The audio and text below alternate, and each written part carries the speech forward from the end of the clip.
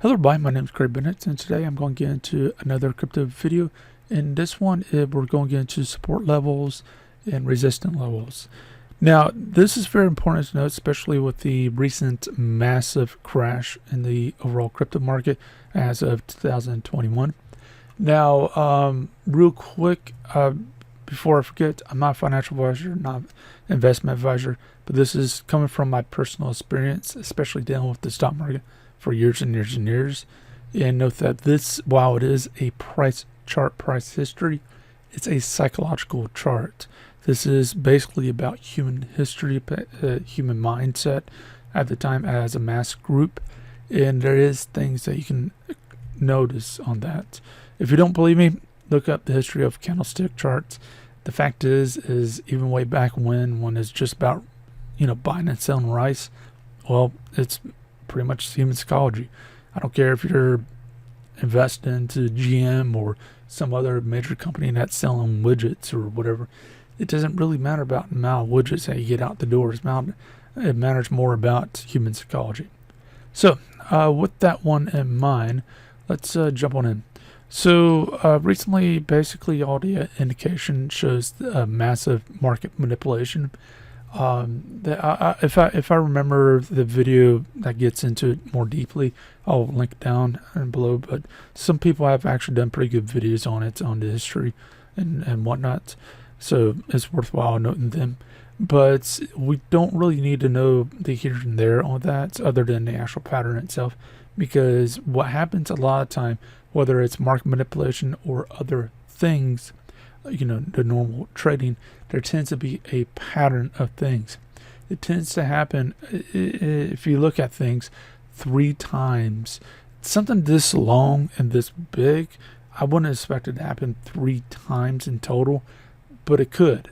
But smaller things that happen now through, multiple days or multiple weeks or something like that, that can easily happen, where you have a similar thing that happens, like almost like a wave, that happens 3 times or more, but it tends not to be as big of an impact. So what happens, especially here with market manipulation, is basically what they do a lot of the time, whether it's the stock market or something like here. Yes, stock market has laws, we all know that, but we're talking about groups that has trillions of dollars and pretty much controls government powers and laws and people who make the laws. Yeah.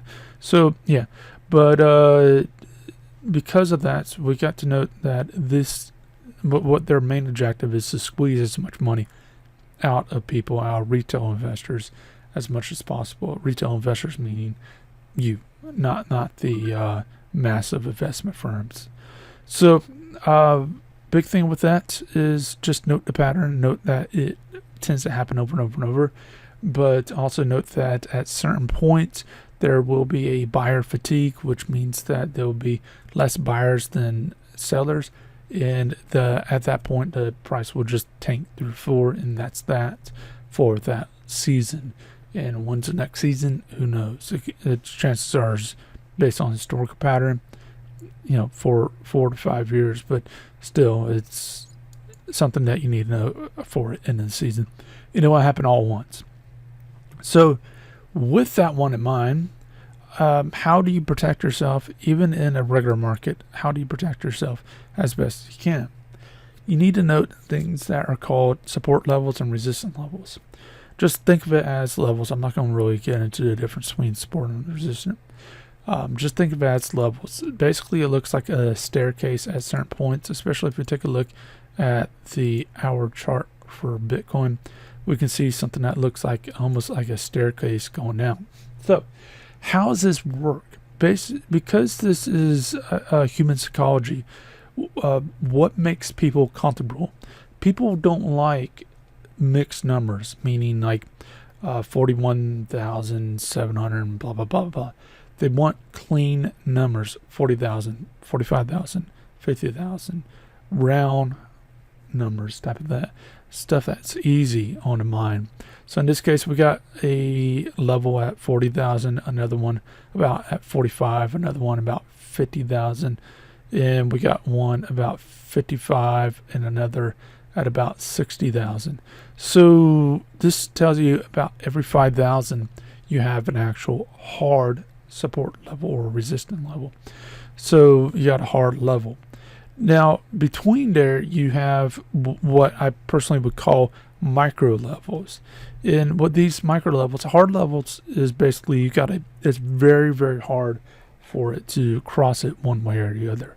And when it does, it's very hard for it to go down. So for example, if it goes up, say for example to 45, it's very hard for it to go below that, especially hit the 40,000 again. As we see here, that looks like a staircase. And then as if it goes down, it's very hard for it to go back up. Unless if it does some weird thing where it drops significantly very quickly, or it rises significantly very quickly, then you'll see it bypass a lot of that. So that's something to note right there.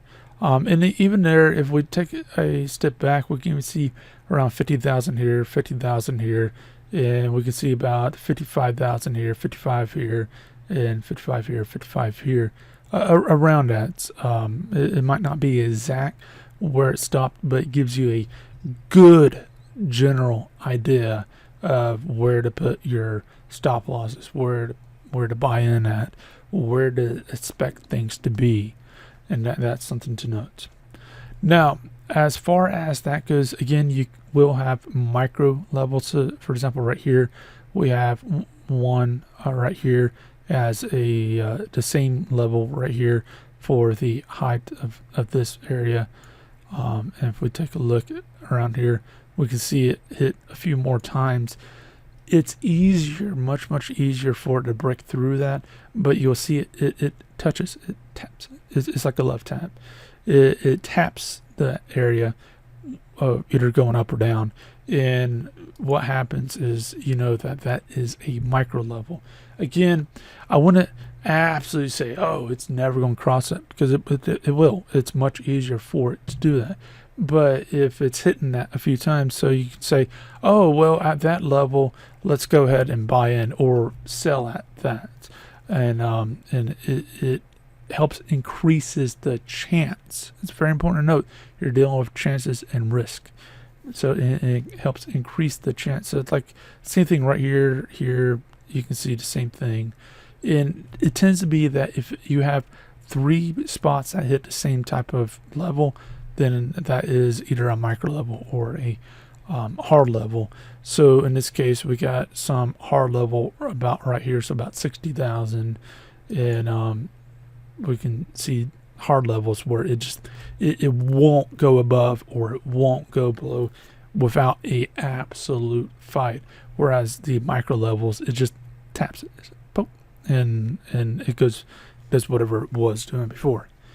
So with that, that's something that you have to note. And now, how do you know if your price is still going down or up?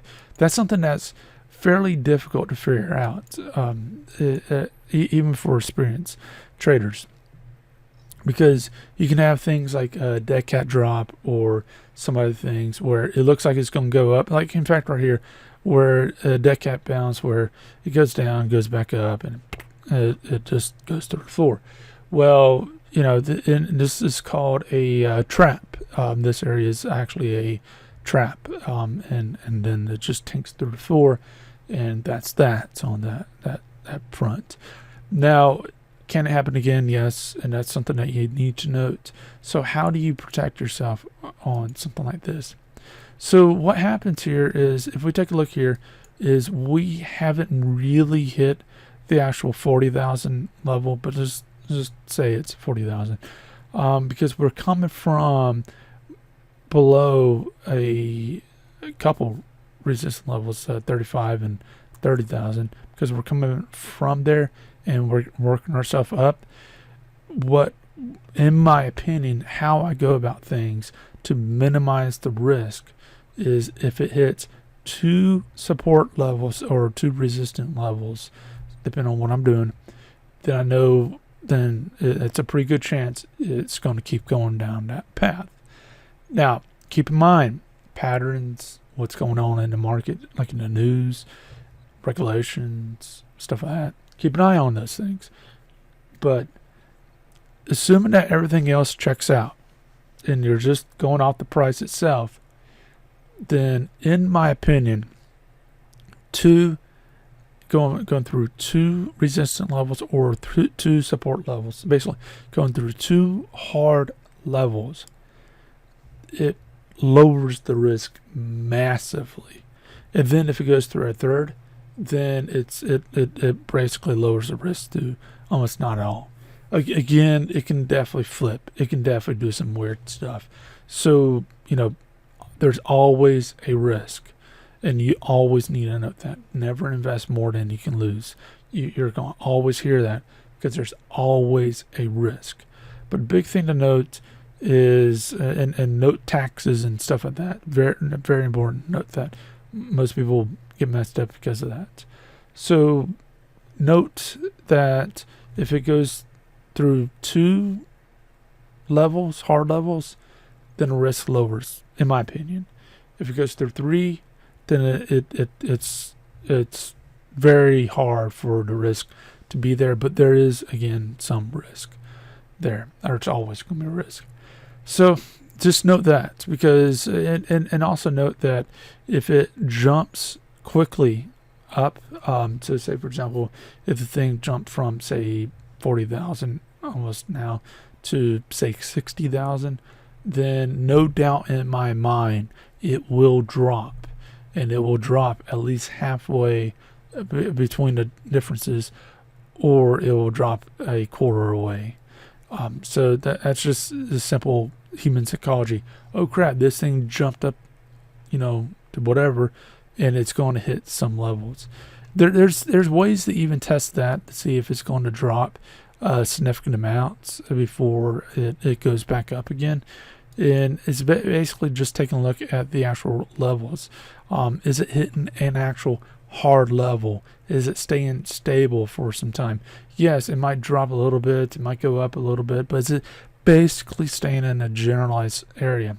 And then is it going, when it hits the actual hard level, is it going through 2 hard levels, up or down?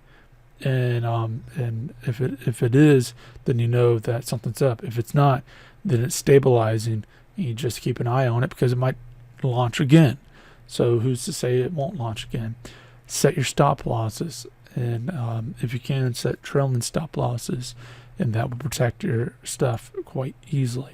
And again, don't ever invest more than you can lose. And note taxes, because again, many people don't, and they get messed over by that. So note that. Note that you can go down to like the minute chart and stuff like that, and you'll see levels here. So like 36,000, 37,000. So you're seeing about every 1,000 or so. And that's normal into itself, in case you want to buy sell on the same day type of situation. But as far as indicators like this, going back to an hour chart, one thing I do is, once we get in this type of market, especially if it's been pretty much shown that there's market manipulation going on, I switch all my stuff to long-term investments, because you don't control the market at that point. Average people don't control the market at that point. You're just on for the ride. If you believe the thing's going to go up, it's going to then sit there and whatever. If you believe the thing's going to sell, go through the floor, do whatever.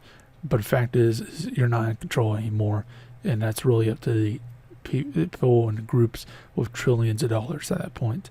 So that's also something to note, is if you see market manipulation and you think that the people really don't have control over the market at that point or anymore for this season, then it might be best to just take a look at doing long-term investment.